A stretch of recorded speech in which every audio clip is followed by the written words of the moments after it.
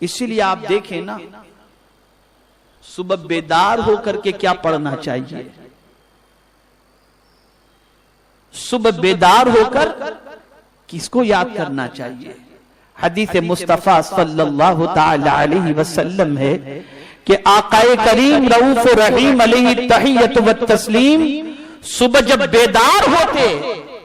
تو مصطفیٰ جان رحمت صلی اللہ علیہ وسلم کی زبان پر اللہ کا ذکر ہوتا اور یہ دعا ہوتی، الحمدللہ الذی احیانا بعد ما اماتنا والیہ النشور۔ اٹھ کر کے سب سے پہلے اپنے رب کو یاد کیا۔ اور آج بہت سارے مسلمان اٹھ کر سب سے پہلے موبائل کو یاد کرتے ہیں کہ دیکھیں کس کا واٹس ایپ آیا ہے، کس کا میسج آیا ہے۔ بیڑی کے عادی سب سے پہلے اٹھ کر تکیے کے نیچے سے بیڑی نکالتے ہیں، سگریٹ نکالتے ہیں اور سب سے پہلے اس کا استعمال کرتے ہیں۔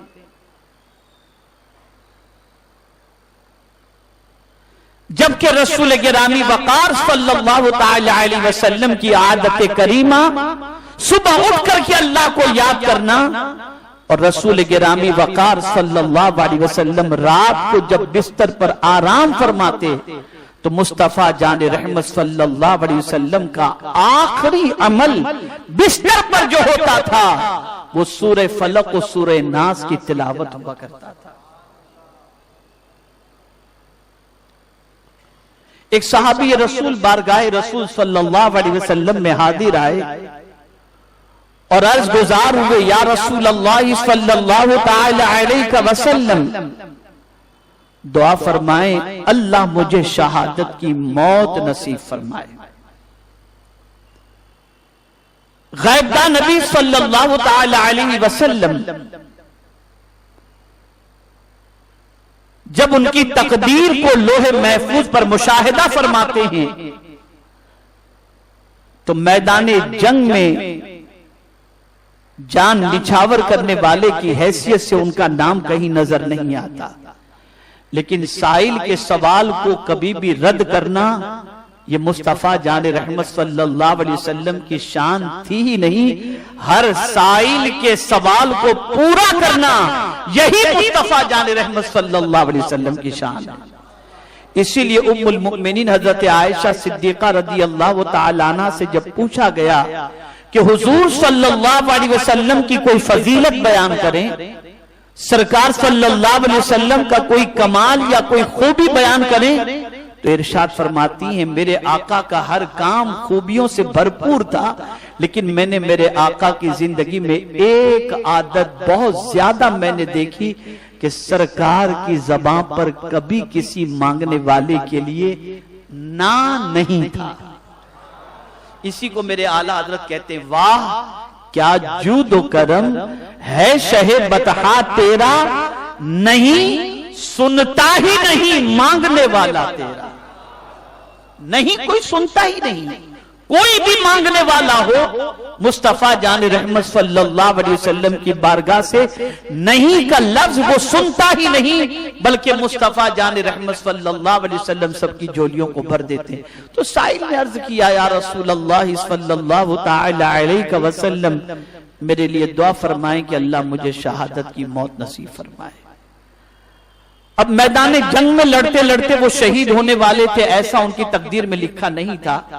تو میرے آقا صلی اللہ علیہ وسلم نے فرمایا کہ رات کو جب تم سویا کرو تو باوضو سویا کرو۔ ایک رات وہ باوضو سوئے اور سوتے ہی رہ گئے اور ان کی روح پرواز کر گئی۔ صحابہ کرام علیہم الرضوان نے بارگاہ رسول صلی اللہ علیہ وسلم میں عرض کیا، یا رسول اللہ صلی اللہ تعالی علیہ وسلم فلاں صحابی کا انتقال ہو چکا ہے۔ سرکار نے فرمایا اسے شہادت کی موت نصیب ہوئی، اس لیے کہ جو وضو کی حالت میں سوتا ہے اور اس دنیا سے کچھ کر جائے اللہ اسے شہادت کا مرتبہ عطا فرمائے۔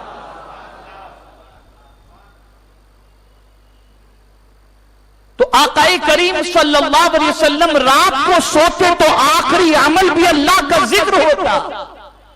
اور پہلا عمل بھی اللہ کا ذکر ہوتا،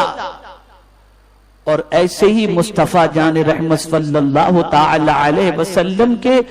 غلاموں کا جب ذکر قرآن نے کیا، اولیاء کرام کا ذکر جب قرآن نے کیا، تو آپ جانتے ہیں کیا ذکر کیا قرآن نے؟ ان کی راتوں کا تذکرہ آتا ہے تو یوں آتا ہے والذین یبیتون لربہم سجدا وقیاما، کہیں آتا ہے یذکرون اللہ قیاما وقعودا وعلی جنوبہم، وہ کھڑے ہوتے ہیں تو اللہ کا ذکر کرتے ہیں، وہ بیٹھتے ہیں تو اللہ کا ذکر کرتے ہیں، وہ کروٹ لیتے ہیں تو اللہ کا ذکر کرتے ہیں۔ ہم لوگوں کا حال یہ ہے کہ تکلیف ہوتی ہے تو اف اور آ کہتے ہیں، اور اللہ والوں کا حال یہ ہے کہ جب ضعیفی یا بیماری کی وجہ سے وہ کروٹ لیتے تھے تو ان کی زبان پر اف یا آ نہیں ہوتا، بلکہ ان کی زبان پر اللہ اللہ اور اللہ ہی ہوا کرتا تھا۔ وہ کسی لمحے اللہ کو نہیں بھولتے تھے، کسی لمحے اللہ کو نہیں بولتے۔ تو قرآن کہتا ہے ان کے جیسے نہ ہو جاؤ جنہوں نے اللہ کو بھلا دیا۔ وہ لین دین کرتے تھے تب بھی اللہ کو یاد رکھتے تھے کہ کہیں ایسا تو نہیں کہ ہمارا یہ کام خلاف شریعت ہو رہا ہو، اللہ کے احکام کے خلاف ہو رہا ہو۔ وہ کسی سے بات کرتے تھے تب بھی اللہ کو یاد رکھتے تھے کہ کہیں ہماری زبان سے جھوٹ تو نہیں نکل رہا جو اللہ کے فرمان کے خلاف ہو۔ یاد رکھنے سے مراد صرف یہی نہیں کہ تسبیح ہاتھ میں صرف رہتی تھی، نہیں، بلکہ اللہ کو یاد رکھتے تھے کہ کوئی کام ایسا نہ ہونے پائے جو اللہ کے فرمان کے خلاف ہو۔ تو قرآن کہتا ہے ان کے جیسے نہ ہو جانا جنہوں نے اللہ کو بھلا دیا۔ اب اگر کوئی اللہ کو بھلا دے تو اس کی سزا اب قرآن بیان کرتا ہے۔ جو اللہ کو بھلا دیتا ہے اس کی سزا جو قرآن بیان کرتا ہے اسے آپ سنیے۔ قرآن کہتا ہے وَلَا تَكُونُوا كَالَّذِينَ نَسُوا اللَّهَ، ان کی طرح نہ ہو جاؤ جنہوں نے اللہ کو بھلا دیا۔ افات جزائیہ کے طور پر ہے کہ جب انہوں نے اللہ کو بھلا دیا تو کیا فَأَنْسَاهُمْ أَنفُسَهُمْ، تو اللہ نے ان کو خود فراموشی کا شکار کر دیا۔ یعنی اب ان کی حالت یہ ہو گئی کہ جو اللہ کو بھلا دیا وہ بھلانے والے کا خود کا حال یہ ہوا کہ وہ خود کو بھی بھول گیا، اور کیسا بھولا کہ کس راستے پر چل رہا ہے، جنت کے راستے پر یا جہنم کے راستے پر، اسے کچھ خبر ہی نہیں۔ اب وہ ایسے راستے پر چل پڑتا ہے جو راستہ اسے برائیوں کی طرف لے جاتا ہے۔ اللہ کو بھلانے والا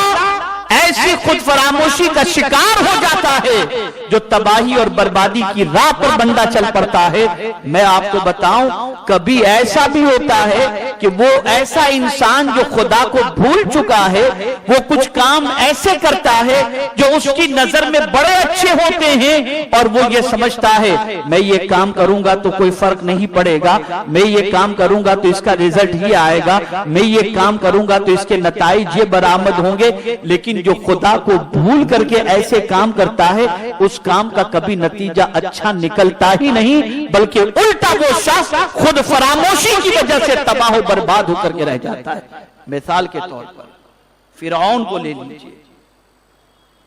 اس نے بچوں کو قتل کروایا، جہاں لڑکے پیدا ہوتے تھے قتل کروا دیتا تھا۔ اس کی نظر میں یہ کام بڑا اچھا تھا، اسے دعوت دی گئی تھی، اسے بتایا گیا تھا کہ حضرت موسیٰ علیہ السلام پیدا ہوں گے اور وہ تمہارے تخت و تاج کو تہس نہس کر دیں گے۔ تو اس نے بھی یہ قانون بنا لیا کہ جس کے گھر میں لڑکا پیدا ہوتا اسے قتل کر دیا جاتا۔ اس کے نزدیک یہ تھا کہ میرے تخت و تاج کی حفاظت کے لیے میں یہ کام کر رہا ہوں، یہ بہت صحیح ہے۔ لیکن زمانے نے دیکھا کہ اسی کے لوگوں نے اسے ظالم کہا، اسے قاتل کہا، سب کچھ کہا، اور پھر میرے پیارے آقا صلی اللہ علیہ وسلم کے پیارے دیوانوں، نہ اس کا تخت رہا نہ اس کا تاج رہا، وہ اس طرح سے ہلاک اور برباد ہوا کہ آج دنیا اس کی ہلاکت اور بربادی کی داستان کو یاد کر کے ہر ظالم کے ظلم کے انجام کے بارے میں سبق حاصل کرتی ہوئی نظر آتی ہے۔ آج جتنے بھی لوگ، توجہ چاہوں گا جو بات عرض کر رہا ہوں، جتنے بھی لوگ ناجائز کاروبار کرتے ہیں، لوگوں کا غبن کرتے ہیں، امانت پہ خیانت کرتے ہیں، بد کرداریاں کرتے ہیں، برائیاں کرتے ہیں، اور یہ تصور کرتے ہیں کہ کوئی ہمیں دیکھنے والا نہیں ہے، اور اپنی چاپلوسی اور عقل مندی کو اسے تصور کرتے ہوئے غلط طریقے سے اپنی دولت اور سرمایہ کو جمع کرتے ہیں، اور یہ سمجھتے ہیں کہ اس میں ہماری ہوشیاری ہے، اور اپنے رب کے قانون کو پس پشت ڈال دیتے ہیں۔ ان کو ان کا انجام کبھی بھی اچھا نہیں ہوتا، اس لیے کہ وہ اس انجام سے اپنی ذات کو بے خبر رکھتے ہیں اور بھول جاتے ہیں، اور پھر نتیجہ یہ ہوتا ہے کہ اللہ تعالیٰ اس بے خبری کی وجہ سے ان کا انجام اتنا سخت ترین فرماتا ہے کہ اس انجام کو دیکھنے کے بعد دنیا اس انجام سے عبرت حاصل کرتی ہے۔ جیسے آج سعودی کو لے لیجئے، یمن پر حملہ، امریکہ کی غلامی میں، یہودیوں کی غلامی میں ان سے ہاتھ ملا کر کے آج مسلمانوں کا قتل عام وہاں پر کیا جا رہا ہے۔ ان کے نزدیک یہ کام، ان کی سوچ کے مطابق یہ کام اپنے ملک کے تحفظ یا اپنی ذات کے فائدے کے لیے تو ممکن ہو سکتا ہے، لیکن یہ وجہ سب سے بڑی یہ ہے کہ انہوں نے خدا کو بھول گئے یہ لوگ، تو مولا نے ان کو خود فراموشی کی سزا عطا فرمائی کہ خدا کو بھولنے کے عوض میں اپنے انجام سے انہیں بے خبر کر دیا، اور آج وہی سعودی جو دنیا کو دولت لٹاتا تھا، آج اسی سعودی کی پوزیشن یہ کہ دنیا سے بھیک مانگتا ہوا نظر آ رہا ہے، اور آج ملازمین کو تنخواہ دینے کے لیے ان کے پاس پیسہ نہیں ہے۔ مغربی دنیا کی ایما پر، مغربی دنیا کے اشارے پر اگر یہ کہا جائے تو غلط نہ ہوگا کہ دنیا میں جہاں جہاں بھی مسلمانوں کا قتل عام اور خون بہا ہے، اس میں اگر سب سے زیادہ پیسہ اور کاندھا کسی کا استعمال ہوا ہے تو وہ سعودی کا استعمال ہوا ہے۔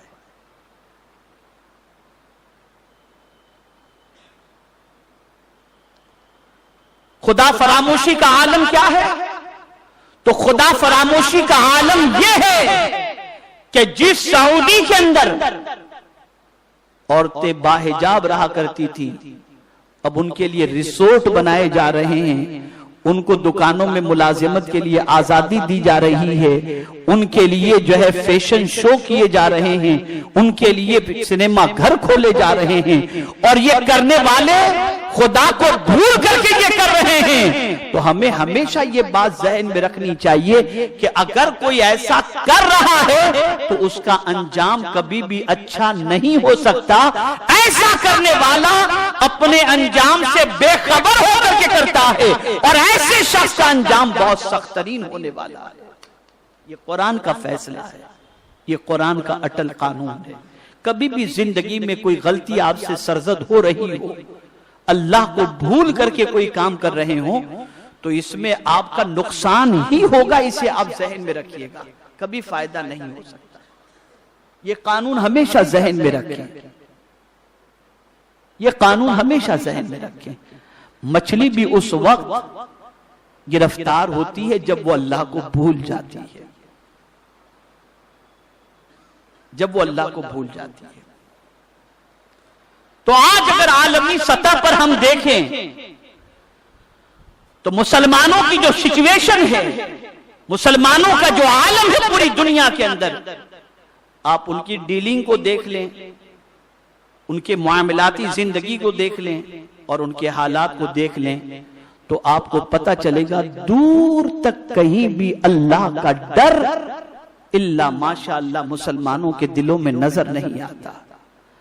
اور ایک مسلمان یہی سمجھتا ہے جو میں چاہوں کر لوں، جیسا چاہوں کر لوں، کوئی مجھے پوچھنے والا نہیں، کوئی دیکھنے والا نہیں، کوئی بولنے والا نہیں، بلکہ بہت سارے ظالم ایسے مسلمان بھی ملتے ہیں العیاذ باللہ، جو ناجائز کاروبار کرتے ہیں، ناجائز پیسہ وصولی کرتے ہیں، اور جب ان سے کہا جائے کہ یہ کام حرام ہے تو معاذ اللہ کہتے ہیں ارے ہم اتنے پیسے سے تو کتنے غریب اور بیوہ اور یتیموں کے گھر چلاتے ہیں۔ میں کہتا ہوں کس نے تم کو کہا تھا، کس نے تمہارے ذمہ یہ بات ڈالی تھی کہ یتیموں کا گھر تمہیں چلانا ہے اور بیواؤں کی ذمہ داری کس نے تمہارے سر ڈالی تھی؟ کس نے تمہارے سر ڈالی تھی؟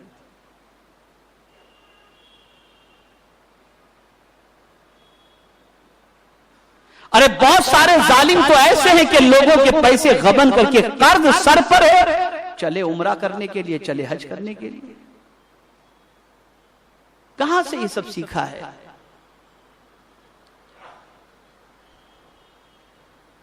کہاں سے سیکھا ہے مسلمانوں نے؟ یہ ہم کو نہیں معلوم۔ سب کی کفالت کا ذمہ اللہ نے لیا ہے، سب کو پالنے کا ذمہ اللہ نے لیا ہے۔ وَمَا مِن دَابَّةٍ فِي الْأَرْضِ إِلَّا عَلَى اللَّهِ رِزْقُهَا وَيَعْلَمُ مُسْتَقَرَّهَا۔ پروردگار ہر جاندار، ہر زمین پر چلنے والے کی ذمہ داری، جاندار کی ذمہ داری، اس کو رزق پہنچانے کی ذمہ داری اللہ نے خود اپنے اوپر لی ہے۔ اور قرآن کے اس جملے پر تو قربان ہونے کو جی چاہتا ہے کہ رب فرماتا ہے یعلم مستقرہا، جس کریم نے یہ ذمہ داری لی ہے وہ جانتا بھی ہے کہ اس کی مخلوق کہاں قرار پا رہی ہے۔ جہاں جہاں مخلوق ہے میرا مولا وہاں وہاں اس کا رزق پہنچا دیا کرتا ہے، وہاں رزق پہنچا دیتا ہے۔